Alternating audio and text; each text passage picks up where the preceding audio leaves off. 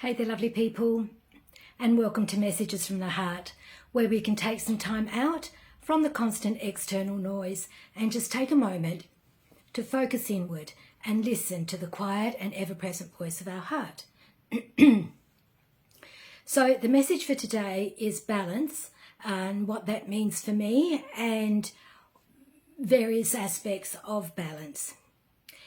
But before I start, I would like to give a shout out to everyone in the world and hope that wherever you are, that you are doing okay. In fact, that you are doing much better than okay. And also to say, I don't usually get this dressed up for a video, but I'm on my way out. And it's been on my mind all day, this issue of balance. And so I thought that before I head out, it was really important to share it, and then I can just let it go from my mind. So balance. So I put a little post on Facebook this week asking people what balance meant for them. And I also thought about it myself and what balance means for me. Now, there are many, many layers to balance. One of the most important ones that I want to share is the effect that when we're out of balance, the effect that that has on our health, primarily. But then it has effects on our relationships, on our work, on all sorts of things, but primarily in relation to our health. And because there are so many different layers to this topic, I thought that I might actually do like a Zoom class on this. And if you are interested and would like to go deeper into this, please comment below and let me know, and I will organise a Zoom class. But just for now, just briefly, it could be that when we think of the word balance, we think about the external stuff, about what's happening in our life externally, about are we happy in our job, are we happy in our home life, are we happy with our health, are we happy with our body. You know, there's always this thing about our body, but in relation to health. But it is a big issue for all of us, this body image thing. And we can tend to think about balance in those sorts of ways. And then we think that if all of those things are in a row, then we're good, we're balanced. And whilst those things are really, really important, to me, the most important thing is, and I haven't just arrived at this like in a quick sort of snap of the fingers, it's been like many years of trying to find my own balance and, you know, also trying to make the external stuff be what I want it to be. And I've come to this realization that the external stuff can be as amazing as it can possibly be, but unless we have an inner balance, an inner sense of peace. So an inner balance to me is inner peace. Unless we have that, all of that stuff means nothing.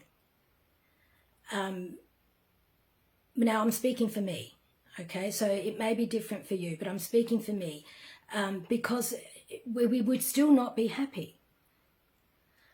So I think I actually speak for many when I say that we would still not be happy. So the question is, when things go out of balance, how do we find our centre of balance once again? How do we return to our inner peace? Because once we've got the inner peace going and we know how to return to that every time we drop the ball, which we do, we all do, I do all the time. If we know how to get back into our centre of balance, and if we can, and the more we do that, the longer we can maintain it for. And so what happens then is that before too long, other parts of our life actually come into alignment with that. Because if we're emanating a vibration most of the time of peace, of inner peace, and again, there are many layers to inner peace. And so if I do this Zoom class, I'll go into all of that as well. But if we're emanating that vibration, that energy of inner peace, then those are the things that are going to be drawn to us, and that we're going to be drawn to. So that is how we create our life. But if we're not, if we're sort of all over the place and our mind's going 100 miles an hour and we're not happy and we're dissatisfied and we're not enthusiastic about life, we're, lethargic, all of that kind of stuff, those are the sorts of things we're going to see more and more of that, because that is the energy that we're emanating. So just quickly for this video, and this applies for even for physical health and wellness, what can we do when we're finding that we're out of balance in some way, in some area of our life, or in many areas, whatever, however many areas of our life? It all comes down to the breath, because the breath and the thoughts and the brain, because the breath follows the mind. So if our thoughts are erratic and all over the place, our breath is going to be fast and shallow. So we're not going to be getting as much oxygen as we need. We're not going to be expelling as much carbon dioxide and cleansing our body as much as we need. And we're going to be in fight or flight. And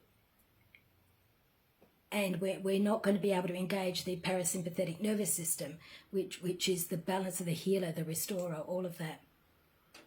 So the first thing to do is to, one of the very first things that I would have to say the first thing that I learned, even before I started with my spiritual teacher, and I'm going back as far as probably 1991, 1992, I came across this book called The Science of Breath. Now, that was sort of like my very first introduction into the spiritual aspects of this spiritual path.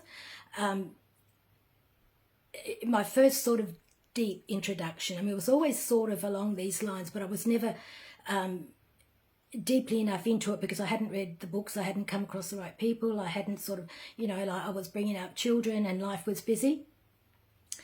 But anyway, coming across this book called The Science of Breath, and it was written by a Swami, someone, I can't remember his name, but he was a Swami, and to the best of my memory, it was written either in the late 1800s or the early 1900s, so it's that long ago.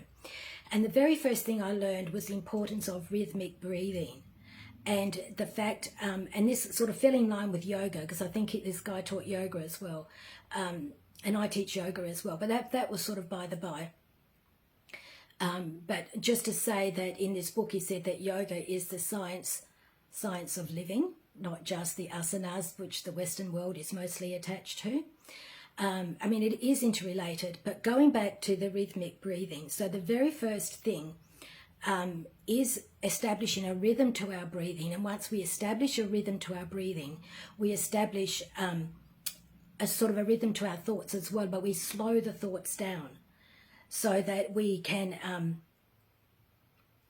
so that our heart rate can slow, so our blood pressure can even out, and we can get, the right amount of oxygen and all of that kind of thing. So the very first technique I would like to show you is the, I call it, I'm not sure what the actual name of it is, but I call it the 2x4, because you're inhaling for the count of 4,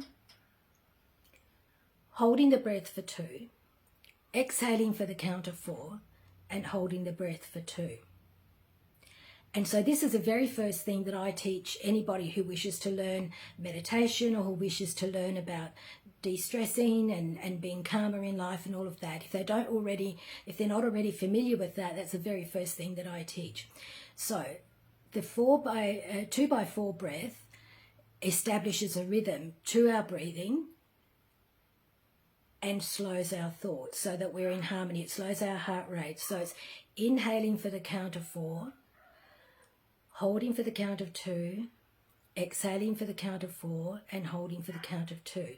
So just take you through it sort of just briefly now. So getting ready, inhale, 2, 3, 4, hold, 1, 2, exhale, 2, 3, 4, hold, 1, 2, inhale, 2, 3, 4, hold, 1, 2, exhale, 2, 3, 4, hold, 1, 2. Okay, so that was just, and I would advise doing this for at least 5 minutes, and then you will notice a difference. It'll be a noticeable difference. I mean, longer if you can do it for longer. And then the next one I would suggest is what I again have called the 6x3 breathing. Now this is specifically to balance the emotions. So with the 4x2 breathing, we've established a rhythm to our breath by slowing our breath and slowing our thoughts. Now, the 6x3 is, as I said, specifically for balancing the emotions. And with this one, we inhale for the count of 6, we hold for the count of 3, and exhale for the count of 6, and hold for the count of 3. Okay, now this one is the best results are obtained if you repeat that cycle 9 times. And it's linked to the number of, it's linked to numerology, the number 9 being the number of completion. Now, nothing bad happens if you do it 7 times or 11 times. Nothing, it's all good. But it was designed this way to link with the numerological energy of the number 9, being the energy of completion. And so, so inhaling for the count of 6, holding for the count of 3, exhaling for the count of 6, and holding for the count of 3, and repeating that cycle 9 times. Okay, so this is just a very brief introduction into establishing balance into our life and beginning to understand why balance is so important and how it does not, the imbalance does not have to control us. And imbalance can result in unwellness, dis-ease, unhappiness, and all sorts of things. But knowing that we can self-regulate that, we don't have to, it doesn't have to control us. We are in control of our life. We are in control of our destiny. And these are just a couple of tools that can bring us back into balance when we are feeling out of balance. So again, let me know if you would like me to do like a Zoom class and go more into depth with that in various aspects of life, and more tools to help with various imbalances that may come up. And I can't finish this video without reminding you of my beautiful Bali retreat coming up in September. It's going to be amazing. I'm just getting so many insights about how wonderful it's going to be, and really looking forward to connect with beautiful hearts and souls, all there for the same reason, for self-care and to learn, to heal, to make amazing heart and soul connections, to relax, restore, all of those sorts of things. So I'll put a link below about my Bali retreat as well. So if you are interested, please comment. You can contact me, you can comment below, you can go onto my Facebook page, my event page, and register there. You can private message me. Okay, so all right, so wishing everybody a beautiful evening, and as always, let's love ourselves enough to do this. Ciao for now, and much love.